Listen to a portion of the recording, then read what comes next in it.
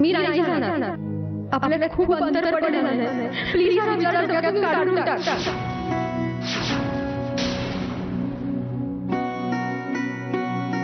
रेवा, मी चुकलो, मला माफ कर.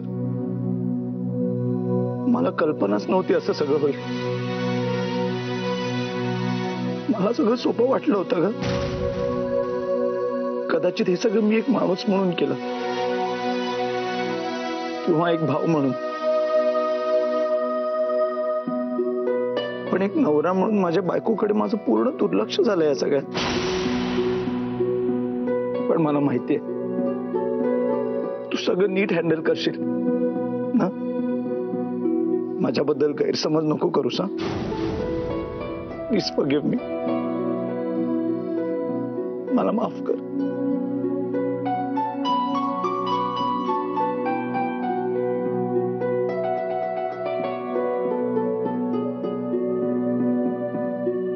नाही,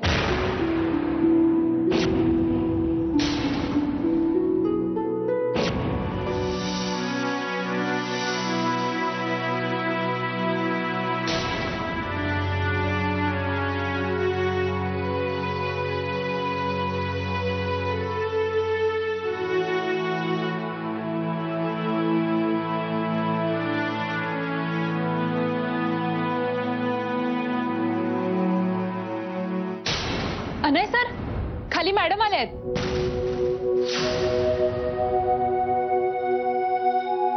कोण?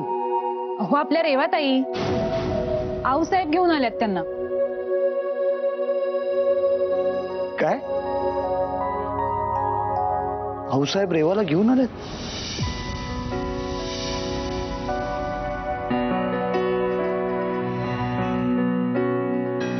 ही कशाला आली परत? गॉड, मला वाटलं आता काही दिवस तरी मोकळा श्वास घेईन, पण माझं मन वाऱ्यासारखं कितीही पळालं तरी ही त्याची हवा गुल करायला हजर असते. God help me.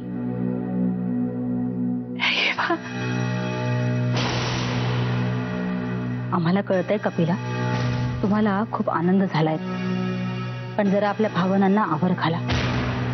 आता त्या रेवा नाही तर जान्हवी आहेत. आऊसाहेब, अरे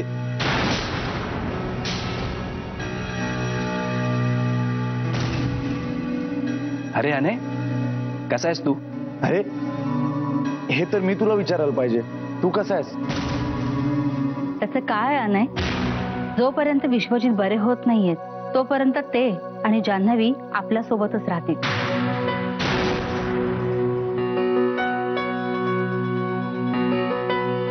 त्याचं काय आहे ना की आपण इथे राहत असताना त्या दोघांना तिकडे एकटं ठेवणं आम्हाला काही बरं नाही वाटलं. त्या जान्हवीचं व्रत, त्यामुळे त्या विश्वजितना फार वेळही देऊ शकणार नव्हत्या. म्हणून आम्ही विचार केला की या दोघांना इथेच घेऊन यावं. बाय द वे, तुम्ही ओळखत नसाल ना हिला? ही माझी बायको जान्हवी.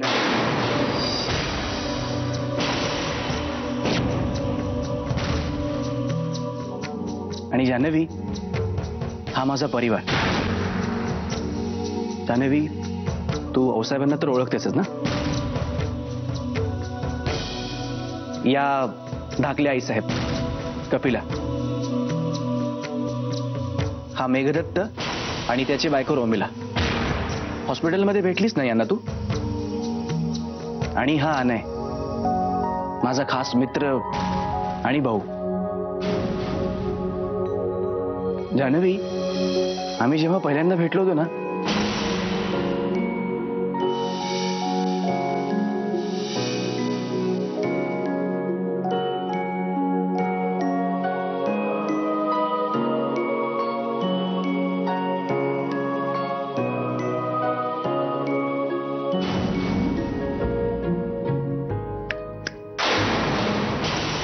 हॅलो, कुठे हरवलात तुम्ही? जान्हवी, ऍक्च्युली मी आणि अनय सख्खे भाऊ शोभलो असतो. आमच्या चॉईस खूप एकसारख्या आहेत. आवड निवड, परफ्यूम सगळं सेम आहे आमचं. एवढंच काय, आमच्या दोघांच्या बायका पण सेम दिसतात.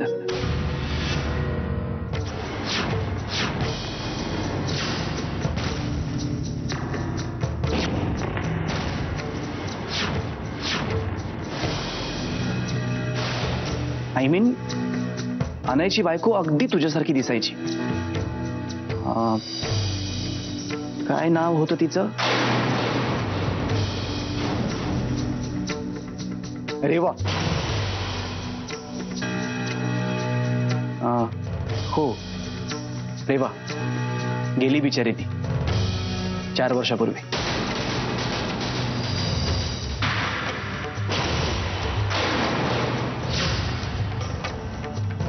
बर चला, आता सगळे इथेच गप्पा मारत राहणार आहात का जी? चला झोपायला चला. कपिला, तुम्ही या दोघांना त्यांची रूम दाखवा. आजपासून ते तिकडेच राहतील. म्हणजे जान्हवी आमच्या सोबत राहील, विश्वजित तिथे राहतील. नाव काय यांचं? मी करीना. मी काय म्हणते? तुम्ही काय म्हणायचं ते नंतर म्हणा. आधी यांचं सामान नेऊन त्यांच्या रूम मध्ये ठेवून द्या. जान्हवी, तुम्ही या आमच्या सोबत आमच्या रूम मध्ये या. आऊसाहेब, मी विश्वजितला घेऊन जातो.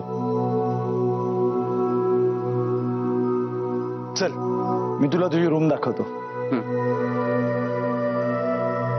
चल.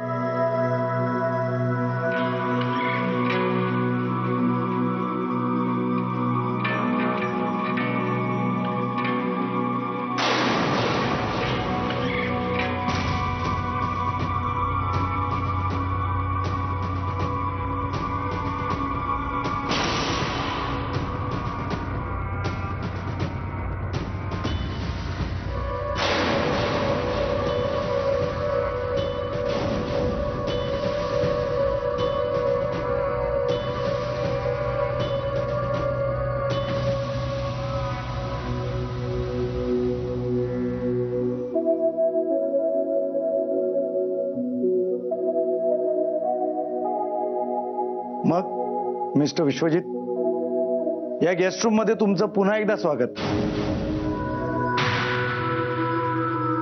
काय रे, याआधी मी खरंच इथे आलोय? ह्याच्या या आठवणी पुसल्या गेल्या. आता त्याला त्या आठवण देण्याच्या भानगडीच न पडलेलं बरं. बस त्याला त्रास नको. काय रे, याआधी मी इथे आलोय? अरे नाही, म्हणजे ही तुझीच खोली आहे. आता तू इथे आराम कर आणि काही लागलं ना तर आम्हाला नक्की सांग. लवकर बरा होशील. मी बराच आहे रे. काही झाले? सावकाश. ऐक. दिसतंय किती बरा आहेस ते. अरे नाही, काही नाही. थोडा त्रास होतोय फक्त, फार काही नाही. Kareena, yes, what do I do for you? पाणी आण विश्वजित साठी.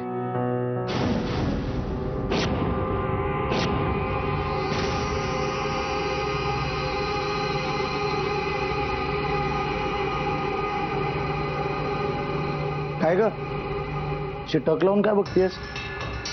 तांब्याभर पाणी आण त्यांच्यासाठी. Yes yes, bottle of full water. हा.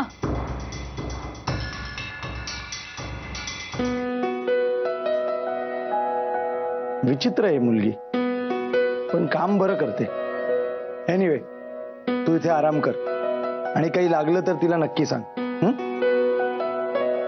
काय नशीब आहे माझं. बायको इतक्या जवळ असताना मेड माझं काम करणार. बाय द वे, याने जान्हवी कशी वाटली तुला? मला अंदाज आहे तुला काय वाटत असेल, पण मी तिला सांगेन तुझ्या समोर जास्त वेळा येऊ नकोस म्हणून. तुला काही लागलं तर सांग. मी येतो.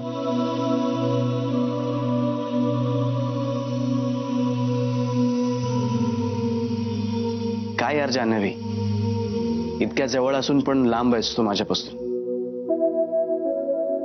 आणि असले व्रत कधीपासून करायला लागलीस तू?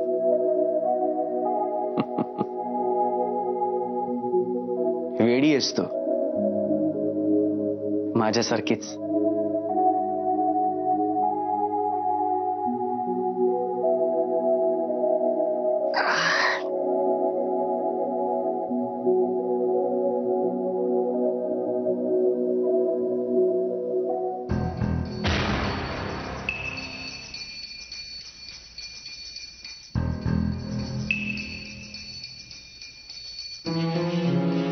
हॅलो, मी बोलते.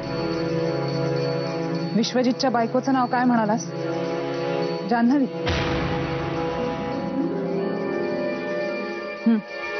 तो आजच घरी आलाय. अजून 2-3 दिवस तरी राहील नक्कीच. ठीक आहे, मी बघते काय करायचं.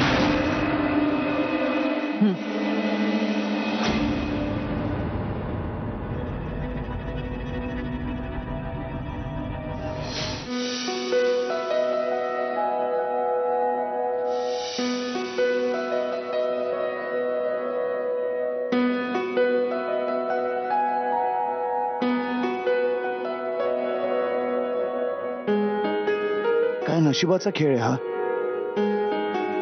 लग्नानंतर पहिल्यांदा या रूम मध्ये रेवाचं अस्तित्व नाहीये. खर तर ती नसतानाही तिचं अस्तित्व जाणवतं इथल्या प्रत्येक गोष्टीत.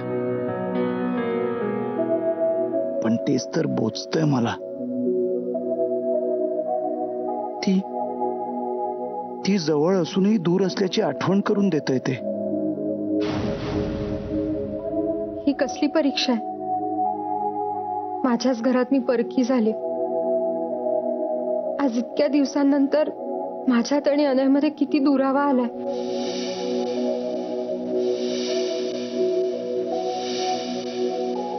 अनयला एकदा डोळे भरून पाहिल्याशिवाय मला झोप नाही लागायची. काय करू मी? माझं असं जाणं योग्य असेल का?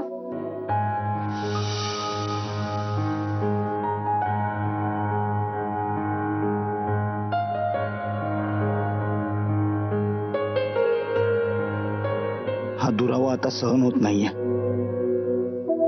रेवाला पाहायची, तिला भेटायची खूपच इच्छा होती आता.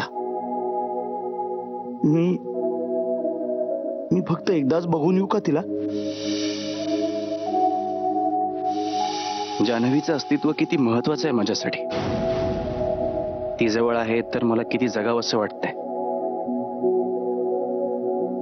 इनमिन 2 तास झालेत, पण 2 वर्षांपासून ती माझ्या जवळ नाही असं वाटतंय मला. कसलं विचित्र व्रत करून ठेवलं जान्हवीने. काहीतरी कारण काढून तिला बघून यायला हवं.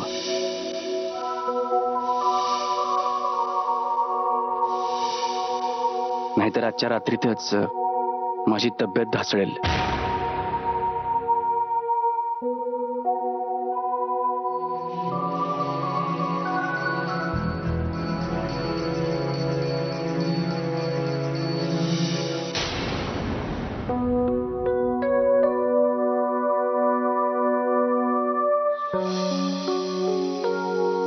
अनयनी सांगितलंय की जोपर्यंत विश्वजितजी बरे होत नाही तोवर कसलीही गडबड होता कामा नये. मी ते करतेय. त्यासाठीचे सगळे प्रयत्न चालू आहेत माझे. पण मी कितीही प्रयत्न केला तरी या मनाला कसं समजावं नाही? तुला माझं मन कळतच नाहीये का रे?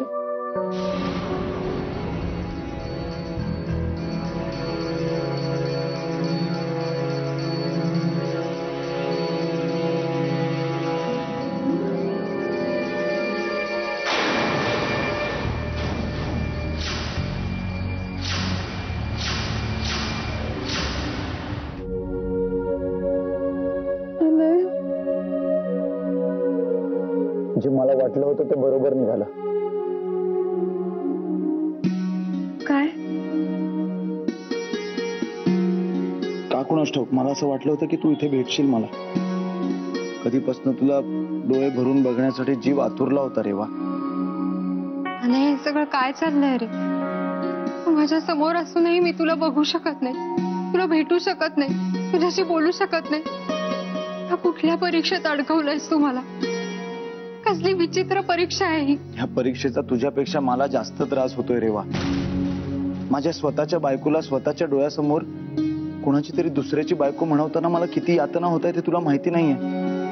माझा तुझ्यावर विश्वास आहे, पण तरी असं माझ्या डोळ्यासमोर मी तुला विश्वजितची जान्हवी म्हणून नाही बघू शकत. मलाही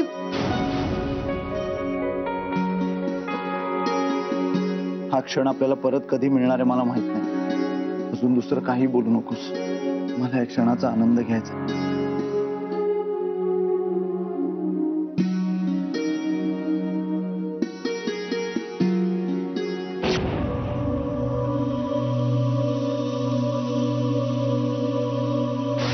पूर्वीच्या आठवणी जाग्या झाल्या एकदम.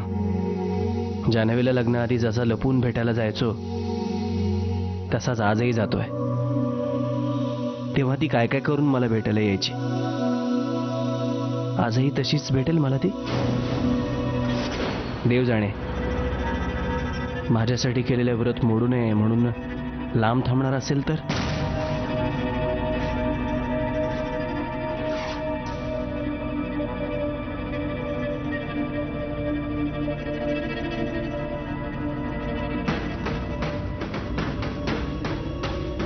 पण मी कसा लांब राहू तिच्यापासून. फक्त एकदा बघायचं तिला आणि मग मी परत निघून येईन.